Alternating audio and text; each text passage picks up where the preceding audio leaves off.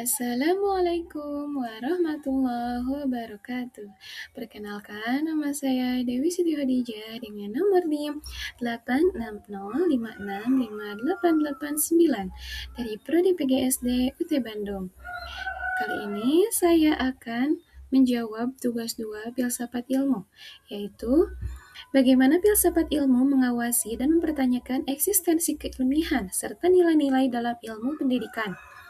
Filsafat ilmu berperan sebagai landasan kritis dalam ilmu pengetahuan dengan cara mengkaji 3 aspek utama, yaitu yang pertama, ontologi, yaitu mempertanyakan apa hakikat pendidikan itu, objek yang dipelajari, serta realitas dalam dunia pendidikan.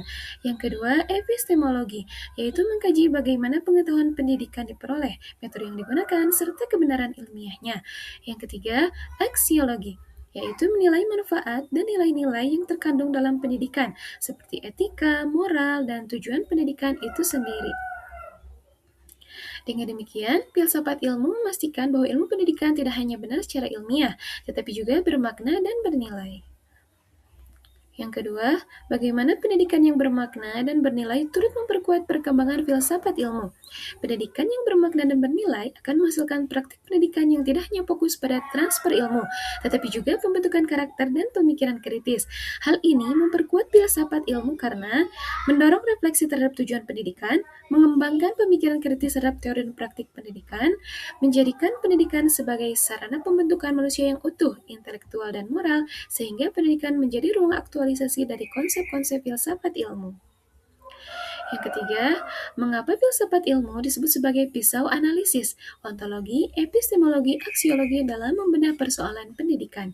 Filsafat ilmu disebut sebagai pisau analisis karena digunakan untuk mengkaji masalah pendidikan secara mendalam melalui 3 pendekatan, yaitu ontologi, menganalisis hakikat masalah. Misalnya, apa itu belajar? Yang kedua, epistemologi, mengkaji cara memperoleh solusi, metode belajar yang tepat. Yang ketiga, aksiologi, menilai dampak dan nilai dari solusi tersebut, apakah bermanfaat dan etis. Yang keempat, contoh konkret penerapan filsafat ilmu.